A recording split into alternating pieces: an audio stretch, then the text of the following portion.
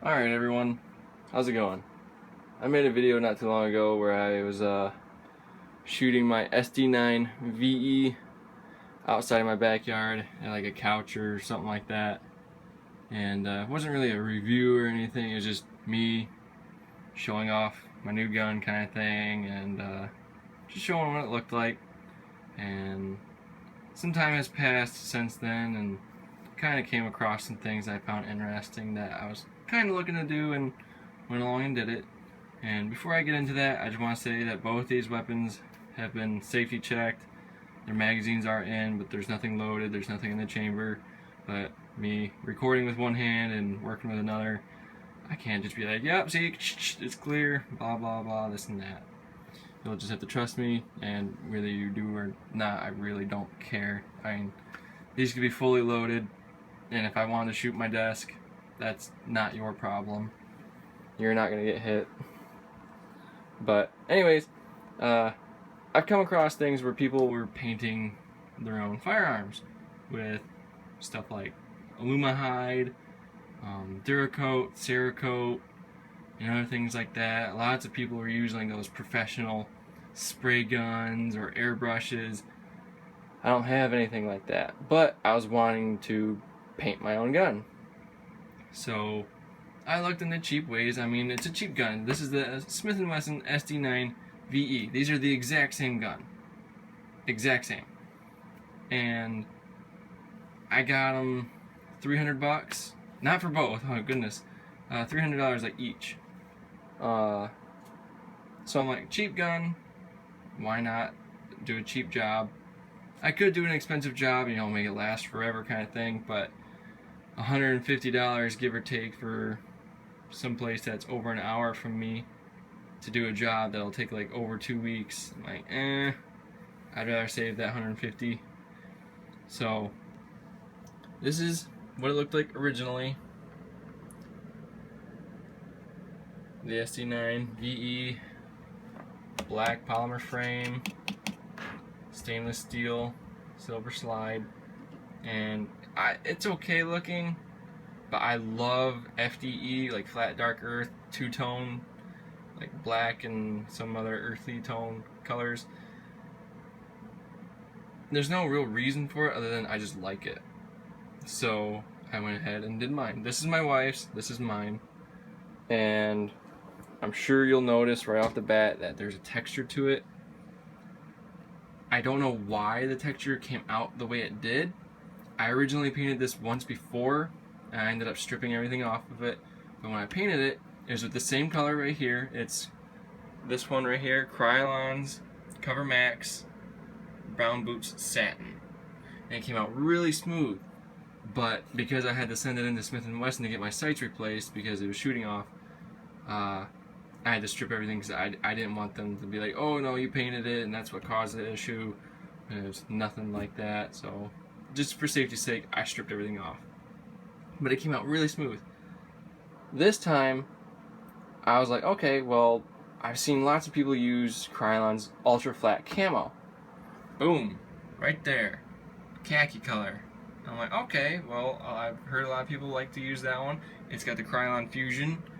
And this is actually replacing the Fusion, like straight up Krylon's Fusion. Cover Max, and I think there's like a Super Max, and those are replacing it. You cannot find Fusion in stores anymore, at least in my area. I was lucky to find this at, where did I find it? I found it at Advanced Auto Parts. They're the only place that had it. Anyways, I used this color first on the frame, and it came out fuzzy looking. I really don't know how to describe it other than it came out fuzzy looking, kind of rough, and I don't know why. Now, I did take everything apart before I painted it. This is step by step. I took everything apart, took out my triggers. Well, I couldn't take out this, but took out my trigger assembly and everything on the inside, took apart the slide, and I wiped everything down with 99% alcohol. Wiped everything down, let it dry, and then I preheated my oven to 200 degrees and threw them in for like a half hour just to heat them up. Because I read that if you heat up your parts, it helps with the adhesion or something, where the paint bonds to with the material that it's being painted on better. I'm not really sure, but I tried it. That might have been it. My parts might have been too hot. I'm not sure. But it came out with a texture. And instead of sanding this color off first, the camo, I just kind of wiped it down to get all the fuzzies and roughness off, and then I just went over it with the satin, the boot color. I kind of like it. Yeah, it's textured. It's kind of like the ugly duckling. I mean, boom, you have just the smooth-ish, and you have your texture there.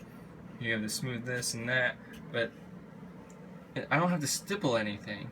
Everything's textured. If I have gloves or just even barehanded, I've got plenty of grip. And it's nothing to where it's like, oh man, I'm shooting it and it's tearing up my hands or stuff like that. No, it's just, it's enough. And I like it. It's ugly, but I like it. And same thing with the slide. The slide, I originally, when I painted it before, I used the Krylon Satin Black. I didn't know the satin was going to come out glossier than what it did. After I was done with everything, it looked fake. It looked like a plastic toy. So before I sent it to Smith & Wesson, like I said, I stripped everything off. This time I read that engine enamel works great. So I got this. I got the Dupli-Color engine enamel with ceramic. And this is what I was looking for primarily because Cerakote is, well, a ceramic based paint, and it's tough, and this withstands up to 500 degrees. They have like a 2,000 degree one or 1,200 degree one or something like that, but this is all they had, and I didn't want anything too thick, so I got this, and this is what it looks like. Hopefully it'll focus. You can definitely see the texture, and again, it's not too bad. It doesn't, I mean, you feel it, it doesn't tear anything up, like it goes inside my holster just fine.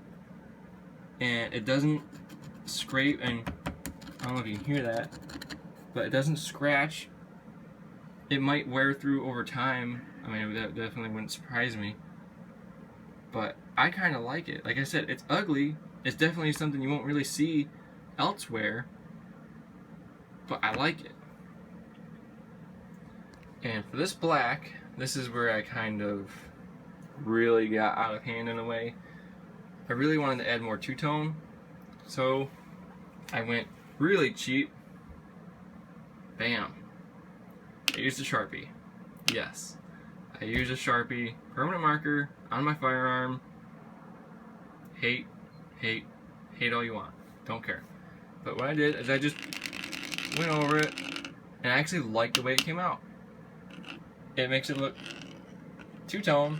Well, the brown and black two-tone, but it gives it that kind of rough look, and I really like how the Smith & Wesson logo came out. I like it. So I just went over that, went over these, and I did the same thing on the other side. And then I took this matte clear enamel, and I went over the entire gun. The frame and the slide, they all have this over it right now. And the reason is because the satin was kind of glossy, and I wanted to make it more matte, and I just wanted to add that extra layer of protection of a clear enamel before it. I want this to wear before the color starts to wear. So I did that, and there's about 5 coats of each color, except for the clear. This is about 5 coats, this is about 5 coats, and then there's like 2 or 3 of the clear. Now, before I did the clear, I baked these parts after they were done drying. I did 15 minutes in between each coat, and then after everything was done, I baked them in my oven at 200 degrees for 2 hours. So the frame and slide for 2 hours, and I think it helped drastically, especially with the engine enamel. That stuff feels extremely tough. And like I just said it before, it's ugly in a way, but I like it. You won't see anything like it. And you might not want to see anything like it. I really don't care. But it's super rugged. I mean, this is really rugged looking. The only thing is that when cleaning it, if I rub in the same spot over time, it actually tears apart the cloth I'm using. Well, I use paper towel, but I mean, it's just paper anyways. But here it is. Let me get in some sunlight here. You definitely see the texture. And it's not as rough as you might think. I mean, it's smooth. I can rub my fingers across it with no problem, but I can definitely get a grip on it if I want it.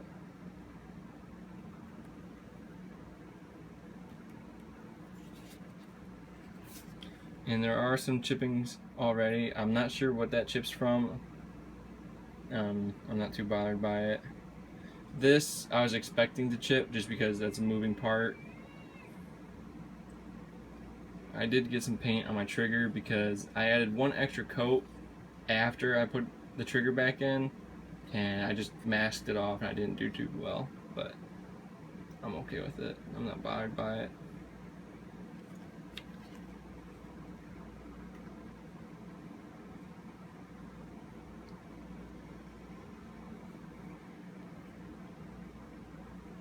But that's that. I mean, I like it. Definitely not the prettiest, but if I was to like drop it or something, like see if I'm using it, screw it. If I'm using it and I drop it, I'm not gonna be worried about it. I plan on carrying this, and the holster that I'm using is actually a Black Hawk, I think Serpa. This guy right here with the finger lock. And it slides in and out quite nice. It's snug, it's snugger than what it was because of the extra layers. I'm not sure how many millimeters thicker this is, but it's definitely thicker because I can feel it in this. And I could loosen it, but there's no need. It's not peeling or scratching it or anything, so it's fine. But pretty much, here we are. Before, after, I like it, and these are what I use.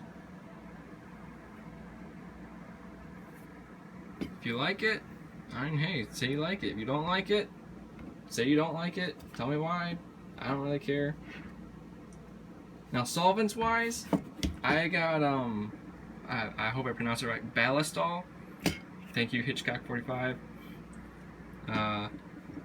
I've noticed that it will turn the Krylon to soup if you let it sit on that. Like I've noticed, I got some in here, and it looked like runny paint, and I had to wipe it off, and I'm assuming it's from the oil, so I have to be careful with this.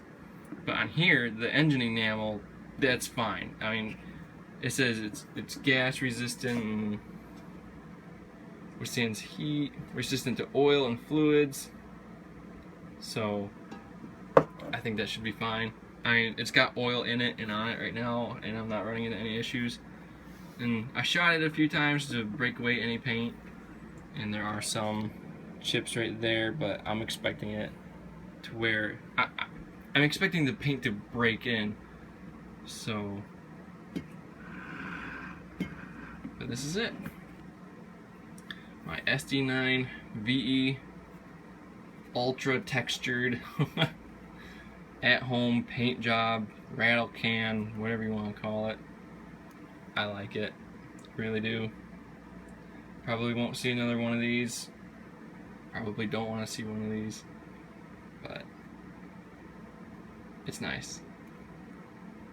And I don't know if I mentioned, but yeah, the permanent marker, I just did that, went over this, and then I sprayed that matte clear over everything, so that's not just going to rub off. Everything's covered with the matte clear.